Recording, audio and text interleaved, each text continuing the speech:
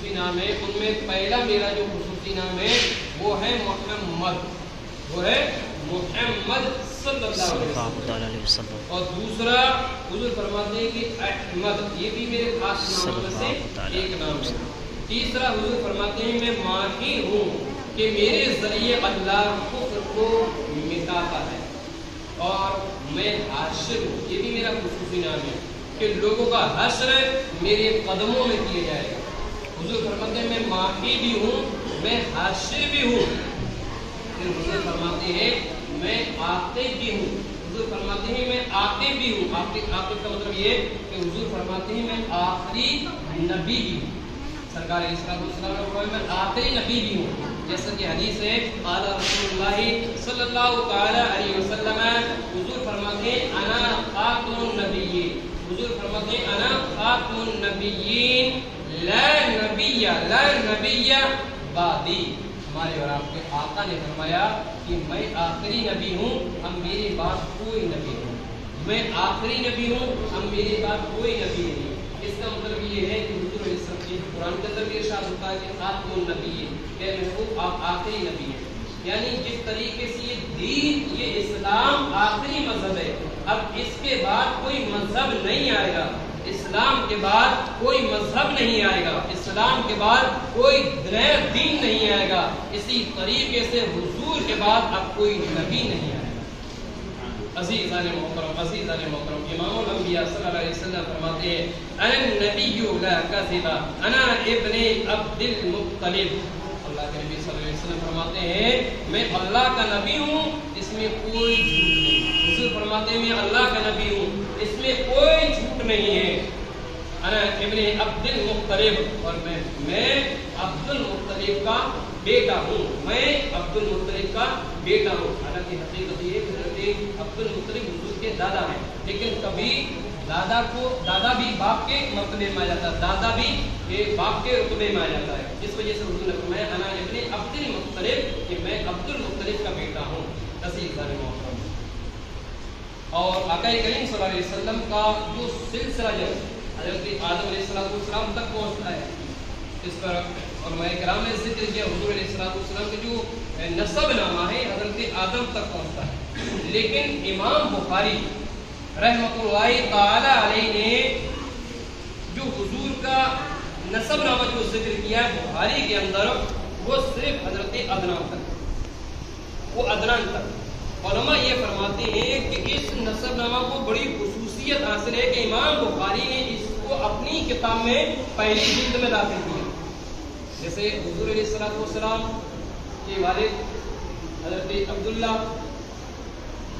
بن عبد المطلب، یہ دادا ہے، عبداللہ باپ ہے، ہاشم یہ پردادا ہے، یا اس کو یہ سمجھ لیجیے کہ حضرت محمد صلی اللہ علیہ وسلم بن عبداللہ بن عبد المطلب بن ہاشم بن عبد مناف بن قصی بن کلاب بن کعب بن مرہ بن لوی بن غالب بن فہر بن مالک بن نظر بن الیاس بن مدرکہ بن مزر بن نزار بن معاد اور بن عدنان، یہ 21 نام آقا کریم صلی اللہ علیہ وسلم کی جانب منسوب ہے، یعنی حضور علیہ السلام کا جو نسب نامہ چلا ہے حضرت عدنان سے چلا۔ عزیزان محترم، اور امام بخاری رحمۃ اللہ تعالی علیہ نے اس نسب نامہ کو اپنی پہلی جلد میں داخل کیا ہے۔ اس پر دیکھیے لکھا بھی ہے، یہ بخاری شریف کی جو پہلی جلد کے خیرات لکھے ہوئے لکھا ہے مورخین نے حضرت محمد صلی اللہ علیہ وسلم کے نسب نامہ کو حضرت آدم سے آدم تک لکھا ہے، لیکن مذکورہ سلسلہ کے نسب نامہ کی خصوصیت یہ ہے کہ امام بخاری نے اس کو جامع صحیح بخاری میں نقل فرمایا۔ عزیزان محترم، یعنی یہ بہت اعلیٰ چیز ہوئی۔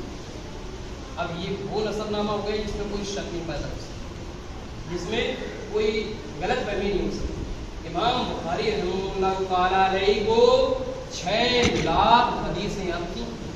امام بخاری کو 6 لاکھ، اسی لیے تو کہتے ہیں کہ قرآن کے بعد سب سے افضل جو کتاب ہے وہ ہے بخاری، پھر بولے صحیح مسلم۔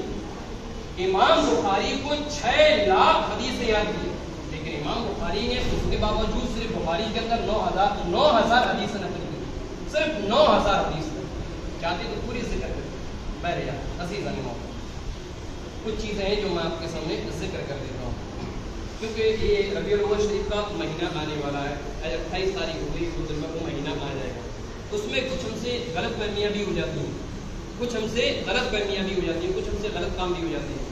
अब इस रबीउल अव्वल में हकीकत हमको करना क्या चाहिए, क्या करना चाहिए और क्या नहीं करना चाहिए, उसके ताल्लुक से मैं थोड़ा सा पिछली बार भी आपको बताया था और थोड़ी सी इसका तफसील और जिक्र कर दी है मैंने, तो वो आपको अभी बता दूँ। तो अब किताब उठा तो कई किताबें उठानी पड़ेंगी, 10-20 किताब उठानी पड़ेगी। जो नोट बना लो तो उसका शॉर्टकट जो अहम चीज़ है वो उतार लेता हूँ। देखिए, पहला सवाल है कि जश्न ईद मिलादुन नबी ये क्या है और इसे क्यों मनाते हैं? इसे मनाते क्यों? ये नबी रबीउल अव्वल शरीफ आ रहा है, तो क्यों मनाते हैं, इसकी वजह क्या है? तो जो इसमें लिखा है कि जश्न ईद मिलादुन नबी सल्लल्लाहु अलैहि वसल्लम से मुराद उस दिन की खुशी है, उस दिन की खुशी है जिस दिन हमारे और आपके आका सल्लल्लाहु अलैहि वसल्लम अल्लाह की नेमत और अल्लाह की रहमत बनके इस दुनिया पर तशरीफ लाए, उसको कहते हैं जश्न ईद मिलादुन नबी। सुभान अल्लाह।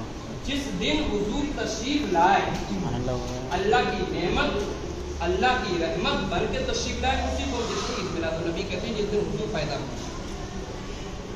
अब ये है कि इसको मनाने का हुक्म है यानी इसका जश्न मना सकते हैं या नहीं, इस पर खुशियां मना सकते हैं नहीं। तो हम ना तो आप बयान करेंगे, ना आप अपनी तरफ से कहेंगे, ना हम अपनी तरफ से कहेंगे। अब हम कुरान से पूछेंगे कि है कुरान, इस रबीउल अव्वल शरीफ को हम कितना मना सकते हैं, इसको हम किस तरीके से मना सकते हैं? तब कुरान ये कहेगा, कुरान मुक़द्दस सूरह यूनुस आयत नंबर 58 के अंदर अल्लाह इरशाद फरमाता है, कुल बिफज़लिल्लाह व बिरहमतिही फबिज़ालिका फलयफ़रहू हुवा खैर मिम्मा यजमऊन। सुभान अल्लाह। आप फरमा दीजिए, मेरे महबूब आप फरमा दीजिए कि अल्लाह के फजल और उसकी रहमत पर खुशियां मनाओ। अल्लाह की फजल और उसकी रहमत पर खुशियां मनाओ, और खुशियां मनाना ये तुम्हारे तमाम धन और दौलत से बेहतर है। अब आप खुद फैसला करें कि हुजूर से बड़ी अल्लाह की कौन सी नेमत है दुनिया में? तो आपका जवाब यही होगा कि हुजूर से बड़ी ना तो नेमत कोई दुनिया के अंदर है अल्लाह की, और ना हुजूर से बड़ी कोई रहमत है अल्लाह की दुनिया में। सबसे बड़ी नेमत अगर हमारे लिए कोई है अल्लाह की जानिब से, वो है हुजूर। बस सबसे बड़ी रहमत है वो भी हुजूर। अल्लाह ने क्या कहा? इसी रहमत और नेमत की खुशियां मना। अब हज़रत अब्दुल्ला इब्ने अब्बास रज़ियल्लाहु अन्हुमा इस आयत के मुफस्सिर थे। हज़रत अब्दुल्ला मुफस्सिर भी थे और मुहद्दिस भी थे।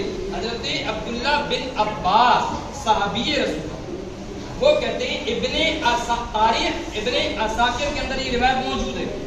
वो ये कहते हैं कि इस आयत में जो है फजल, कि अल्लाह के फजल और अल्लाह की रहमत पर खुशियां मनाओ, इस फजल से मुराद भी हमारे और आपके आका है, और इस रहमत से मुराद भी हुजूर है। और जब हुजूर है तो इस पे खुशियां मनाओ, रहमत पे खुशियां मनाओ। फिर कुरान मुक़द्दस सूरतुल अंबिया की आयत नंबर 107 के अंदर अल्लाह इरशाद फरमाता है, तो क्या इरशाद फरमाता है? वमा अरसलनाका इल्ला रहमतल लिल आलमीन, कि हबीब हमने आपको सारी कायनात के लिए रहमत बना के भेजा। हुजूर जो आए हैं इस कायनात में ये रहमत बन गए, और रहमत बन के किसने रहमत बनाया? बोले इसको अल्लाह ने रहमत बनाया, हुजूर को रब ने रहमत बनाया। अल्लाह खुद फरमाता है कि हबीब हमने आपको सारी कायनात के लिए रहमत बना के भेजा, ये भी रहमत। फिर इसके बाद कुरान मुक़द्दस सूरह दुहा आयत नंबर 11 के अंदर अल्लाह इरशाद फरमाता है, व अम्मा बिनिअमति रब्बिका फहद्दिस, कि अपने रब की नेमतों का खूब चर्चा करो, अपने रब की नेमत का खूब चर्चा करो। अज़ीज़ान मोहतरम, इस आयत में भी कुरान मुक़द्दस की आयत भी यही बता रही है कि जब हुजूर सबसे बड़ी रहमत है, हुजूर सबसे बड़ी नेमत है, तो इस नेमत का चर्चा पूरे आम करें, चर्चा करें। और जिस तरीके से रबीउल अव्वल शरीफ को मनाने का हक है, इस तौर पर रबीउल अव्वल शरीफ को आप चर्चा करना। अज़ीज़ान गिरामी वक़ार, अब यहाँ एक चीज़ और, کہ اللہ نے تو حکم دے دیا بھائی ربیع الاول شریف مناؤ، اللہ نے حکم دے دیا ہے کہ جو ہماری نعمت ہے، جو ہماری رحمت ہے، جو ہمارا فضل ہے، اس پہ خوشی مناؤ۔ اب ذرا حضور علیہ السلام کے تعلق سے دیکھیں گے، کیا حضور نے بھی اپنا میلاد منایا ہے؟ کیا حضور نے بھی اپنا میلاد منایا ہے؟ کیا جواب دیتے ہیں کہ ہاں بھائی حضور نے بھی اپنا میلاد منایا ہے، حضور نے بھی اپنا میلاد منایا ہے۔ اب پہلے حوالہ دیکھ لیں پھر آپ کو بتا رہا ہوں۔ حوالہ دیکھیں، نسائی شریف حدیث نمبر 5331، مسند امام احمد حدیث نمبر 16232، سنن کبر نسائی شریف جلد 3 صفحہ نمبر 500، طبرانی کبیر حدیث نمبر 16057، اسناد صحیح یعنی صحیح سندوں کے ساتھ یہ روایت موجود ہے۔ حضرت امیر معاویہ رضی اللہ تعالیٰ یہ کہتے ہیں کہ صحابہ کرام کا جمع غفیر موجود ہے، صحابہ کرام کا جمع غفیر موجود، تمام صحابہ کو حضور نے اکٹھا فرمایا، اور اکٹھا فرمانے کے بعد حضور نے فرمایا آج میں تمہیں اپنا میلاد بتاتا ہوں، آج میں تمہیں اپنی پیدائش کے تعلق سے بتاتا ہوں۔ تب نبی پاک صلی اللہ علیہ وسلم نے فرمایا کہ اے میرے صحابیوں، میں ابراہیم کی دعا ہوں۔ اب اپنی پیدائش کے تعلق سے بتا رہے ہیں کہ میں ابراہیم کی دعا ہوں، میرے صحابیوں ابراہیم کی دعا، میں وہ ابراہیم کی دعا ہوں کہ جب ابراہیم اور اسماعیل نے خانہ کعبہ جب بنا لیا، تب ابراہیم نے جو دعا مانگی کہ ربنا وابعث فیہم رسولا، یا اللہ انہی میں سے ایک رسول بھیج دے، میں وہی ابراہیم کی دعا ہوں اور عیسیٰ کی بشارت ہوں۔ یہ بھی قرآن سے عیسیٰ کی بشارت ہوں یعنی عیسیٰ کی خوشخبری ہوں، جس کو قرآن نے یہ کہا وَمُبَشِّرًا بِرَسُولٍ يَأْتِي مِن بَعْدِهِ اسْمُهُ احمد۔ حضرت عیسیٰ کہتے ہیں کہ میرے بعد ایک نبی آئے گے، میرے بعد ایک نبی آئیں گے، تو حضور فرماتے ہیں میں ابراہیم کی دعا ہوں، عیسیٰ کی بشارت ہوں، اور میری ماں آمینہ نے جو مجھے جنم دینے سے پہلے جو خواب دیکھا تھا، میں وہی خواب ہوں کہ ان سے ایک نور نکلا تھا، میں وہی نور ہوں۔ اس طور پر تھا میلاد بتایا۔ اب پھر یہ دیکھیں ایک چیز اور دیکھ لیں، کہیں لکھا ہوں سمجھ میں نہیں آ رہا، آ گیا مسلم شریف صفحہ نمبر 555 حدیث نمبر 2750 کے اندر حضور فرماتے ہیں صحابہ اکرام حضور علیہ السلام ہر پیر کے دن روزہ رکھتے تھے، حضور ہر سوموار کے دن روزہ رکھتے تھے۔ ایک دن صحابہ کرام رضوان اللہ تعالی علیہ اجمعین عرض کیا یا رسول اللہ علیہ السلام، آپ روزہ پیر کے دن کیوں رکھتے ہیں؟ آپ پیر کے دن روزہ کیوں رکھتے ہیں؟ تب آقا کریم صلی اللہ علیہ وسلم نے فرمایا میرے صحابیوں، میں اس پیر کے دن روزہ اس لیے رکھتا ہوں کہ اسی دن اللہ نے مجھے پیدا فرمایا۔ بے شک میں اس دن روزہ اس لیے رکھتا ہوں کہ اسی دن میں پیدا ہوا، میں روزہ اس لیے رکھتا ہوں کہ اسی دن اللہ نے میرے اوپر وحی نازل کی۔ عزیزان حضور علیہ السلام تو اپنا خود ہی میلاد منا رہے ہیں، حضور تو اپنا میلاد خود ہی منا رہے ہیں، حضور تو اپنی پیدائش کا خود ہی ذکر کر رہے ہیں، جس طریقے سے اللہ نے کہا مناؤ اور حضور نے منایا بھی۔ اب ذرا صحابہ کی طرف رخ کر لیں کہ صحابہ نے بھی منایا کہ نہیں۔ صحابہ کرام رضوان اللہ تعالی علیہ مجمعین آقا اللہ تبارک و تعالیٰ کی حمد بیان کر رہے تھے، اسی طریقے سے مجمع لگا ہوا تھا، صحابہ اللہ کی حمد بیان کر رہے تھے، رب کی حمد و ثنا بیان کر رہے تھے، اللہ کی تعریف بیان کر رہے تھے، اور حضور کی نعت بیان کر رہے تھے، حضور کا ذکر کر رہے تھے، حضور کی پیدائش کے بارے میں بتا رہے تھے۔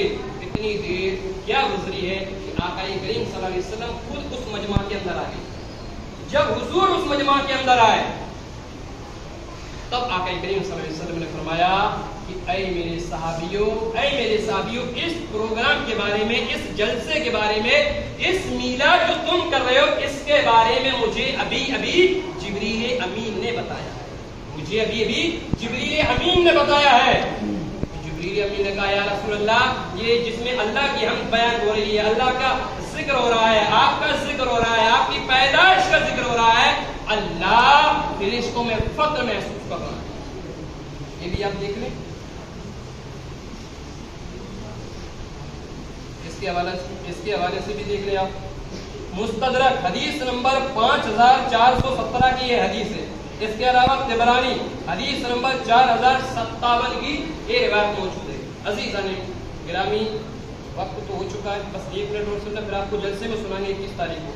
एक चीज और देखिए, बस आधा मिनट का, वो ये देख रहे हैं कि घरों को सजाना ये कैसा है, घरों को सजाना ये कैसा। अज़ीज़ान गिरामी वक़ार, घरों को सजाना भी सही है, जायज़ और दुरुस्त है। हज़रत उस्मान बिन अबील आस की वालिदा फातिमा बिनते अब्दुल्लाह सक़ाफ़ी रज़ियल्लाहु अन्हा फरमाती हैं, जिस रात रसूलुल्लाह सल्लल्लाहु अलैहि वसल्लम की पैदाइश होने वाली थी, मैं खुद हज़रत आमिना की थी, और जब आमिना की थी, जब हुजूर पैदा होने वाले थे, तो ये समझ लो आसमान से तारे इस तरीके से जमीन पर आ रहे थे, इस तरीके से जमीन पर आ रहे थे, और इतनी रोशनी हो रही थी, इतनी रोशनी हो रही थी, वो ये कहती मुझे ऐसा लग रहा था कि तारे मेरे सर पर ना गिर जाएं, सर पर ना गिर जाएं। इसका क्या मतलब? इसका मतलब ये है कि उस दिन हमें खुशी भी मनाना चाहिए, उस दिन हमें रोशनी भी करना चाहिए। दूसरा ये कि झंडा लगाना कैसा है। अज़ीज़ान मोहतरम, उसी हदीस के अंदर कसाइस कुबरा जिल्द अव्वल सफ़ा नंबर 81 अल बिदाया वन नहाया जिल्द 6 सफ़ा नंबर 298 की रिवायत मौजूद है। और वो रिवायत ये है, हज़रत आमिना रज़ियल्लाहु ताला अन्हा फरमाती है कि जब हुजूर पैदा हुए, उस समय अल्लाह ने तमाम हिजाबत मेरी नजरों से हटा दिए, और मैं 3 झंडे देखे, एक मशरिक में देखा, दूसरा मगरिब में देखा, और तीसरा झंडा मैंने खाने काबा की छत पर देखा। अब दूसरी हदीसों से ये मालूम हुआ कि वो झंडा कौन लेकर आया भाई, तो बताया गया था कि वो झंडा अल्लाह के हुक्म से हजरत जिब्रील लेकर आए थे। अल्लाह ने फरमाया एक मशरिक में लगा दो, दूसरा मगरिब में लगा दो, तीसरा खाने काबा की छत पर लगा दो। तो झंडा लगाना भी जायज है। इसके अलावा और तफसील इंशाअल्लाह हम प्रोग्राम में करेंगे।